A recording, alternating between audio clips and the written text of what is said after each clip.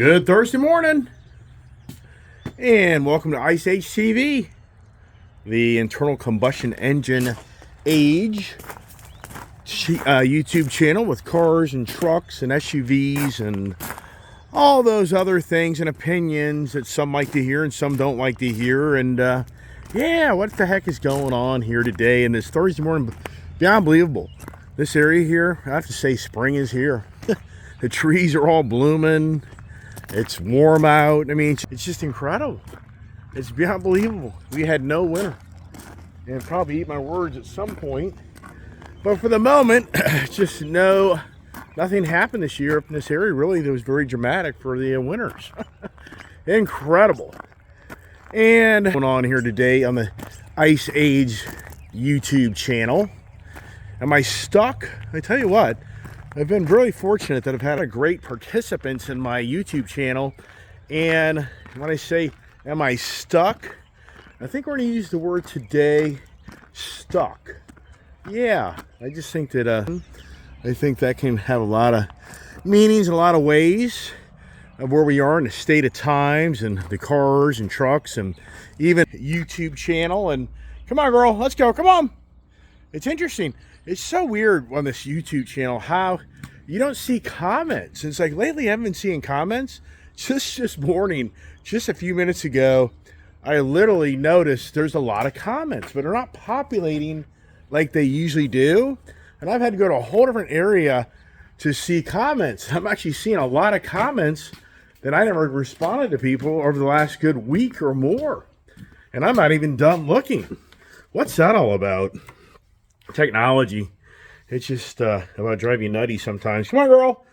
Let's go. Yeah, so am I stuck? So yeah, just actually reading a select few comments, a few people being critical of me, which I've always known, having a YouTube channel, that at some point as I get more exposed, that people are I'm gonna get the negative feedback. I get that. And as a YouTuber, I understand I present my views and ideas, and there's nobody standing next to me to challenge them. Which I get that too. Somebody who's watching my channel, yeah, I'm no fool to realize that, yeah, I can get caught up in my own little world and think that I'm presenting to you everything that I know, but I make references a lot of times. Stairs here, Pops, come on. I make references a lot of times, and I'm just sharing information, and I can be wrong. And so it's interesting to hear very, very small, few that just think that I'm arrogant and I talk down to people. I'm thinking, wow, sorry to hear that. That isn't how I'm known in the real world. I mean, the real world of all my friends and businesses and people I deal with. I'm not somebody that thinks that I'm better than you. That isn't who I am. And people think I'm a millionaire. I'm not. I'm really not. I mean, you're a guy that has everything leveraged. Everything.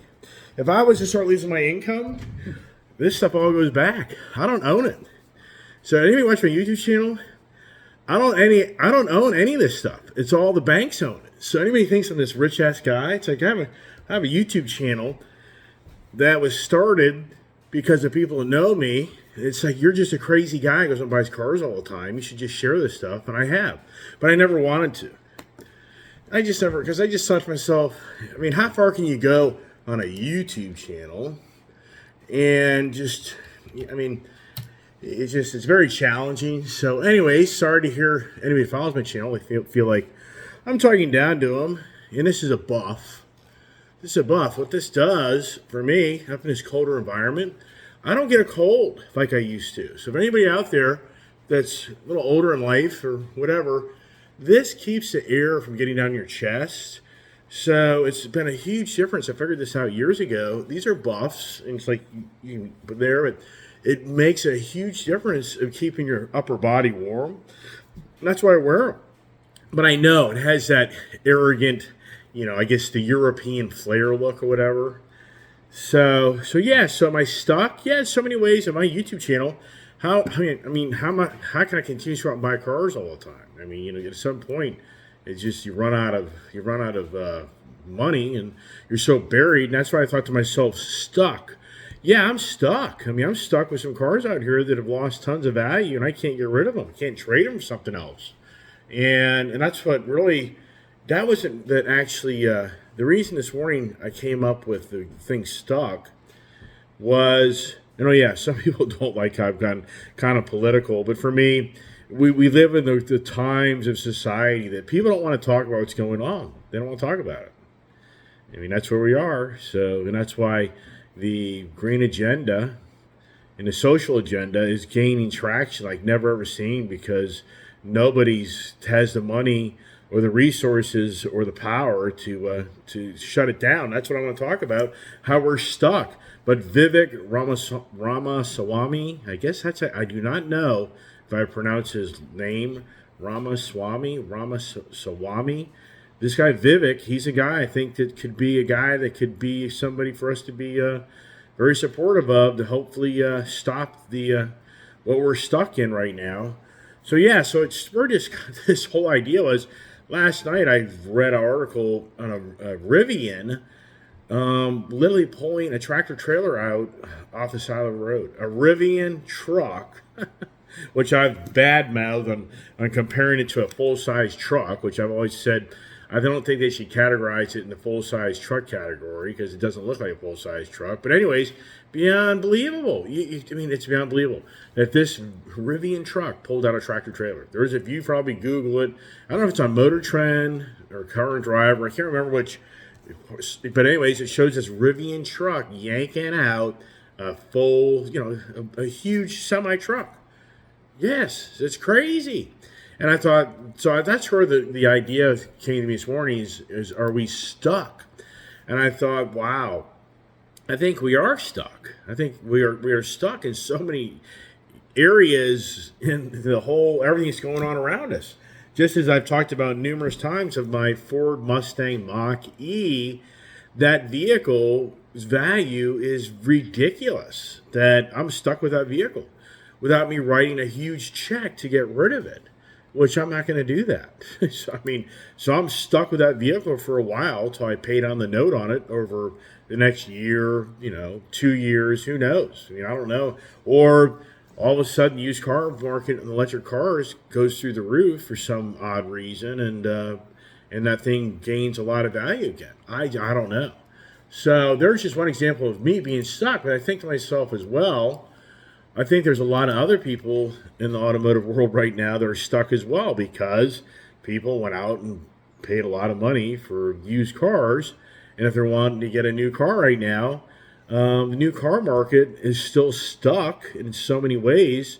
They're not giving away new cars, so the value of your used car has depreciated, but the new car market's still pretty strong. But I don't know. I think that's going to change. I personally think that the new car market is definitely changing, because I just see how much inventory is starting to populate on these car dealerships. I wouldn't say so much for Toyota. I'd say more of the Ram and Ford side. So I'd say that the Dodge, Jeep, Ram, and not the Ram TRX, but just in general, I would say that those two domestic brands definitely seem to be healthier in product. General Motors, I don't know. I'm not really a General Motors guy at this time. I'm not really paying attention to them, so not real sure on that. I know for a fact the Toyota dealerships, they're still not that healthy with product. But between now and this summer and fall, you just have to think that probably these major manufacturers will have pretty good inventory again. But the whole point is we're stuck.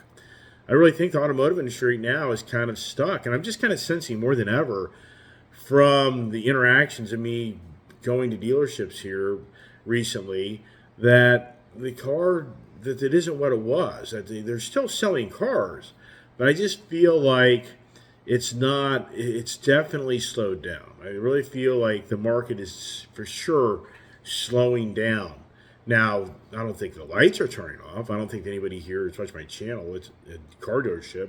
I'm sure it'd be like, yeah, the market definitely has changed, but it's not like people aren't buying cars. But I think to myself, but are many other people not showing up because they're stuck? They're stuck in their finances. And I think that's what's going on. I think people are really feeling the inflation like never seen, and their incomes are stuck because of everything so expensive. I mean, it just seems to me it's really hard to believe it when you read about Rivian. So here's the thing: Tesla yesterday did the big reveal, big announcement. Apparently, Tesla didn't really please its followers that greatly because they were expecting to hear about a new model or a new generation of Tesla cars, and they're not sharing. They're not sharing that yet. They just more or less shared about how they're going to be operating a new lithium battery plant out of Corpus, Texas, and they're going to be getting Mexico to start building cars for them with a manufacturing plant, and how they're going to start building heat pumps to help save on energy, and how they're going to roll out a $30 a month in Texas areas unlimited nighttime charging to recharge your car because of windmill capability. And then they just kind of want to reassure people that the future of the next generation car is going to be something they definitely want to, that they'll eventually be revealing, but not right now. But the Tesla shares went down a little bit. But it's still like a $200 stock. Now you go to Rivian, who's an electric car maker, and they got the truck and SUV for the record, and they've got like a $16 stock.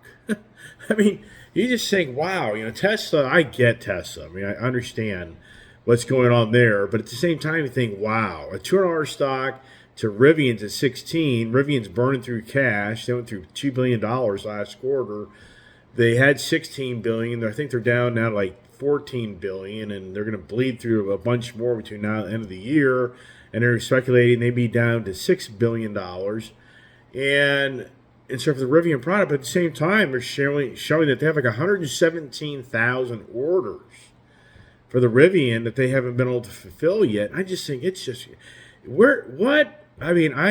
People look at me on my channel like this is some rich ass guy that just thinks he's the elitist or something. But I think how much the Rivian is an $80,000 to $100,000 car, and there's 117,000 people right now on back order waiting for this car. And you can go through the list of the people want the Ford Raptor R truck, the people want the Ram TRX truck, the people want the Ford Raptor Bronco R, the people want the Hummer, the people want the Corvette Z06.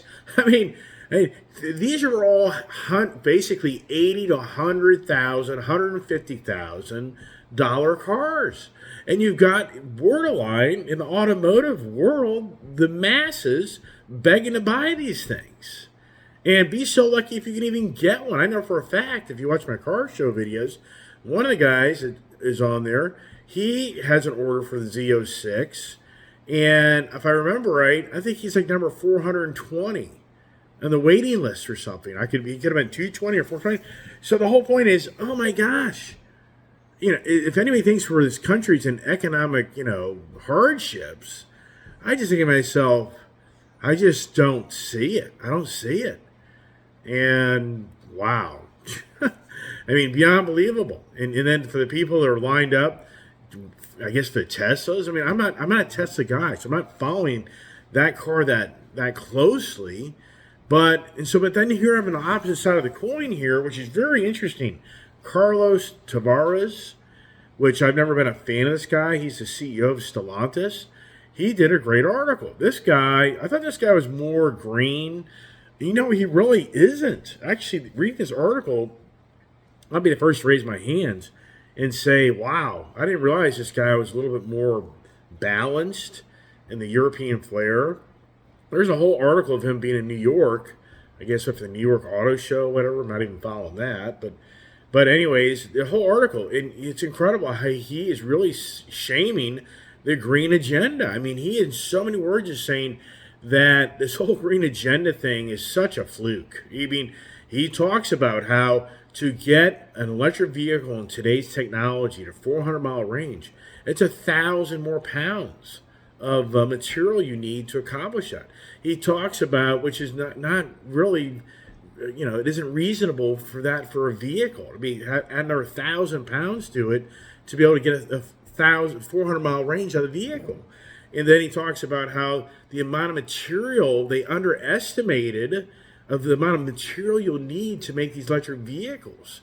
of the rare, earth minerals and stuff. So he's talking about that, and the and then he talks about how if you just got rid of every single vehicle right now, he's talking about how the average time frame on a car these days is like 11 to 12 years.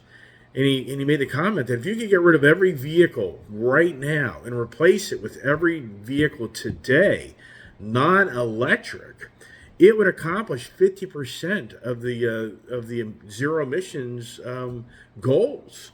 And that's what he's saying, is that the ICE motor, ICE engine, the hybrid setup, that's still a very good setup for where we are in today's world of emissions. And I mean, so it's really incredible to hear this CEO really tell it the way it is. And in borderline, he's really trying to explain that this electric vehicle movement, it's not what everybody thinks it's going to be, and it should be. He's saying it should be pulled back in so many words. Wow. Yeah, I wonder how the greenies are going to attack him. I mean, you just know that's where it's all going. I guess I'm getting some, getting more attention on my channel. I've gone to shorty videos, and what people don't realize, I've spent 3 years now on this channel, 3 years, and so for me, it's like, okay, you don't like my channel? I mean, sincerely. I mean, I'll just let you know, as any of you watch my channel, if you're like, screw this guy, I'm leaving. I mean, okay. I mean, whatever. I mean, for me as an individual, I'm not intentionally wanting somebody to offend anybody here, but at the same time, it's like, okay, whatever. I mean, go. I mean, there's so many other YouTube channels out there. I know that. Everybody wants to be the YouTuber. Everybody wants to be the savior. Everybody wants to be able to tell you how to live your life. I get all that. And I said this the other day. Oh my gosh, man. I really don't want that to be my channel. I just want to share ideas. All I want to do is talk about, hey, are you listening? Do you read? It's amazing. Whether you guys are not, I am blown away how I go to so many businesses and I meet so many people. And I start talking general topics, and they're clueless. They have no idea. So this information I'm sharing with you, I mean, I'd love to hear anybody in my YouTube channel respond. I know everything you talked about this morning. I've read everything you talked about this morning, and I know more than you know. I'd be like, oh, cool. Then get your YouTube channel on, and I'll watch you. I'll be more than happy to learn from you and get more information. I love information. But yeah, I mean, no lie. I travel around. I walk in out of so many doors of businesses. I'm all around the Eastern Seaboard. And I talk to people all the time, and I'm blown away how many people are just like clueless of what's going on around us in society. You have no idea how many people run into. You know what CRT is? Nope. You know what 1619 readings are? Nope. Do you know about the Green Agenda has, all these organizations that have billions of dollars? Nope. I had no idea about that. The list goes on and on and on and on and on and on. And that's why the Green Agenda is winning. The woke agenda is winning. That's why I talk about this guy, Vivek. Vivek's the guy that wants to raise the monies to start fighting all this stuff that's being crammed down the organizations and governing bodies and politicians, and the list goes on and on and on. What's the ESG or something? Environmental, social, and governing. The way they're trying to block some bill right now where retirement packages can't be based off of ESG, environmental and social and governance. How they invest your IRA in these type of sectors of the market. It's just beyond unbelievable where we are in today's society of just all these things that are going on around us. And as I said, I think most people are clueless. I think most people are stuck. I think sincerely, most people are stuck. We all have to live our life. We have to get out of bed, go to work, take care of our tasks, do this, do that, pay the bills, blah, blah, blah. And and sincerely, how much time do you really have to go outside of that realm of things and make things work?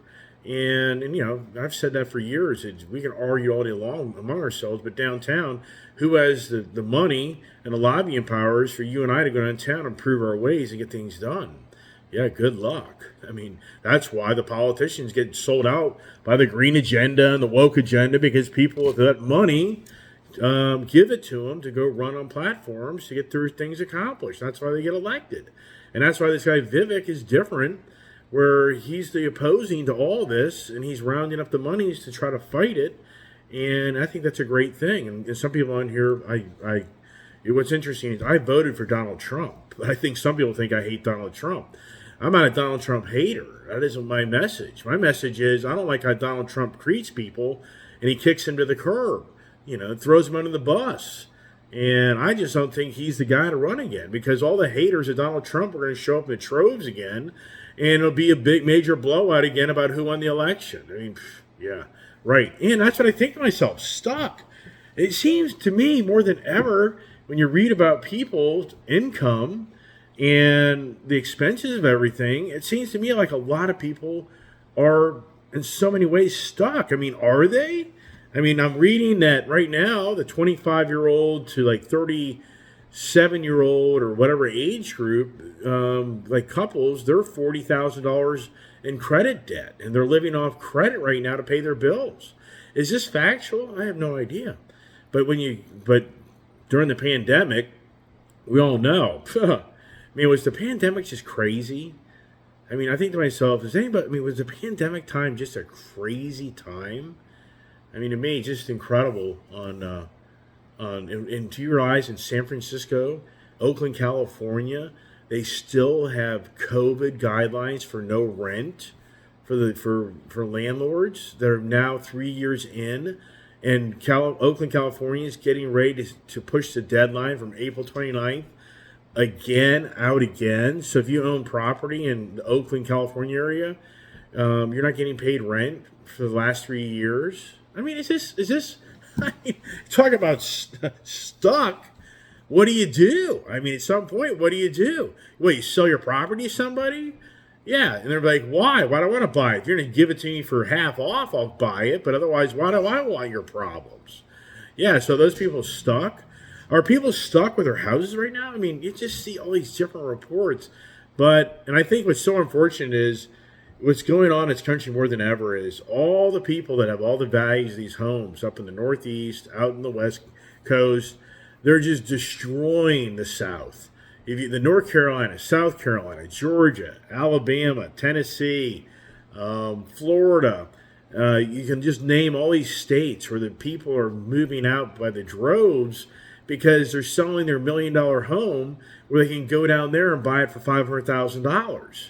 And to me, it's just like, oh man, what a bummer. I mean, anybody that's like retiring right now, you'd be wise to move now sooner than later, because all these states I just talked to you about, eventually those housing prices are going to be through the roof. So if right now you have a home that's Northeast that you could sell for $1 million, and you can go south and get a nice one for $500,000, you better do it, because it's not going to stay proportion. I think the Northeast numbers are going to be stuck in their numbers. And then down the road, when you go to move to your southern states, those homes values are going to go through the roof. And now you're stuck. You're not going to be able to leave. Yeah, that'll be very interesting if that plays out. That's just an idea. Hey, it's all ideas. Yeah, where's the comments of ideas, right? Which I get a lot of those, which I appreciate that. So, yeah. I got to have my coffee. I'm with you. But this guy, Vivek, I keep on talking about this guy, Vivek. And the only reason I keep on talking about this guy, Vivek, is because, and the odds are against him, because he's against them. He has so much going against him. I mean, I'll be so impressed if this guy gets momentum and can really be the candidate for presidency, because he just seems to have such a better grasp and handle on what needs to be done, taken care of in this country. And I think that he has the resources, and I think over time he could be a guy that could really, hopefully, accomplish a lot. But you're going to the swamp, and I get that. I mean, I totally get you're going to the swamp, and I'm no idiot to anyone follow my channel that Trump was trashed by the media to be hated, and I'm no idiot that I get all that. I understand that. I mean, it's just like whatever. I'm just sharing with you as an individual. I think we need to have somebody else run, just because I think it'll open the door for all the haters to listen to somebody else. The haters aren't going to listen to Donald Trump. The problem is all the people voted against Donald Trump, they're not going to change their position. They're not going to. These people go broke. That's what you think about it. The people of this country that elected Joe Biden and where we are with this administration and policies, Do you honestly believe that these people are going to raise their hand and say, I made a mistake and now Donald Trump's running again, I'll vote for him instead? I just can't see it. And for anybody here watching my channel who says, yeah, it gets political. Well, for me, the politics play right into the thing that I love in life, and that's cars and my freedoms and my motorcycles. And so the reason I talk the one portion of my channel about my love of my cars and vehicles and addictions of life to buying this stuff all the damn time, I also recognize on the other side of the equation, we've got a governing body in this country and the world around us that's trying to change all this. And if we don't talk about this among ourselves, and you don't share this with your friends, you just assume that all your friends and people you know all this stuff. They don't. They don't. They're oblivious. They don't have time. They're just, and more or less, they don't care. I mean, that's the reality. So, politicians get in power. They'll write bills and do things and advance things. And the majority of people are like, yeah, whatever. Who cares? Yeah, whatever. Well, it seems like a lot of people are paying a lot of money for things right now. It seems like a lot of things aren't working out that great right now. It seems like the crime seems like one's life doesn't have a lot of meaning right now. I mean, it seems like the drug, it seems like what's the majority of conversations in the general media besides fentanyl, the crime, the border crossing? I mean, what's the main focus in this country? And then at the same time, we're stuck over there in Ukraine fighting the Russia war. I mean, but we're paying for it.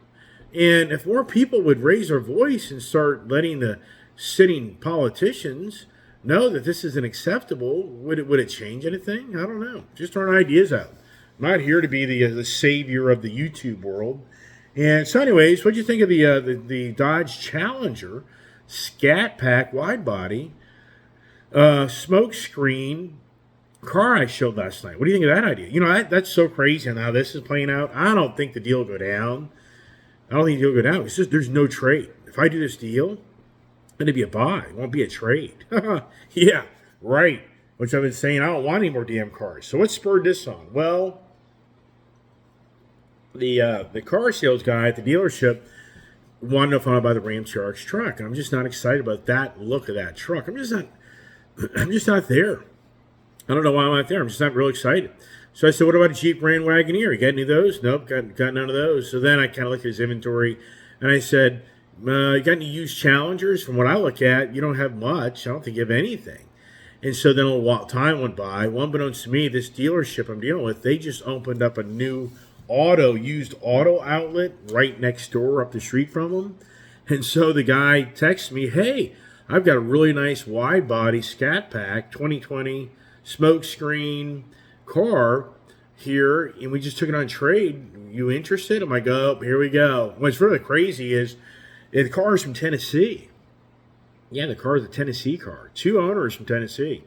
And if you watch my video last night, we drove that car. That is a really nice car. I tell you what, I can go back so many years ago and tell you sincerely that I always questioned me selling my SRT. Back then it was SRT.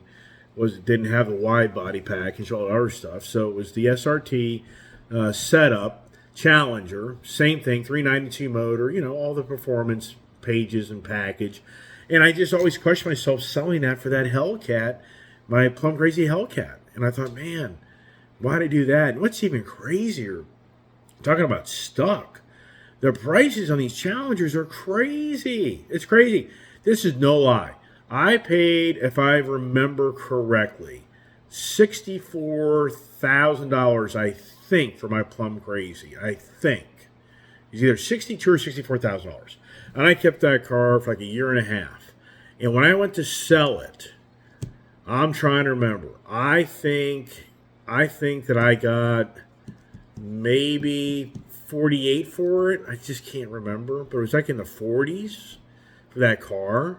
And like my SRT that I bought back in 2015 and traded for the Plum Crazy, I think I got like in the 30s for that. And like my Hellcat Charger, it's beyond unbelievable. So here, this is a $56,000 car, brand new. They want $50,000 for it. I think it's a $48,000 car, but but did a lot of research, and from what I can see in the market right now, these SRT, basically the Scat Pack, wide body, non-wide body Challengers, these things are high 40s to low 50s, and even in some situation mid 50s, and then the brand new ones are like $64,000 and $65,000. So right now, talk about stuck. The Dodge Challenger market is stuck with high prices. The Ram TRX is stuck with high prices. So right now, it's just incredible on how that Dodge Challenger is a sought after vehicle, and that vehicle that I'm looking at right now, and I'm thinking about for my daughter, even though that's a really nice car. I'm just on the page that that's going to be another car that down the road, I mean, a year from now, you can't get these cars anymore. It's going bye-bye. So next year at this time, maybe wants to go buy a brand new Challenger, you can't get them. It's over. The platform is done, kaput. And then you're stuck with a Dodge Hornet that looks like a freaking Jeep Cherokee, a Toyota RAV4. I mean, nothing exciting by any means. So, all right, I'm just going to kind of wrap it up there. And how does that play out with the Dodge Challenger Scat Pack wide body? I would say it's, as I say all the time, it's 50-50. And do I even really do it? Yeah, I don't know. Just mixed feelings on that. And it's one for the sales guy who created all this. Yeah, the sales guy, right? Yeah, he's lured me into all this. And then meanwhile, we pull up to the used auto lot, and they've got a Ram TRX that actually I'd kind of be interested in. That's kind of in that $80,000 range. I'm just like, you got to be kidding me. Why didn't you tell me about this one? Yeah, I don't know. It's always about the wheeling and dealing and da-da-da and dee-dee-dee-dee, and yeah, we'll see. We shall see. So anyways, everybody, hey, thanks for watching. Appreciate the support. And hey, I get the comments. So I've seen some comments there. Some aren't happy with the content in the morning. But, the great news is you don't have to watch me. I mean, I'm not the communist. I'm not the communist regime forcing you to watch me. So whatever. I get it, man. But anybody does watch me, I appreciate it. And, yeah, if somebody out there likes my content, hey, let me know. If you don't, then let me know. Whatever. I mean, that's fine. I mean, if the majority says this isn't really good, then I guess the majority wins, and I just kind of leave it alone, right? Just go back to only showing you car videos and quit yabba-dabba doing. I get it.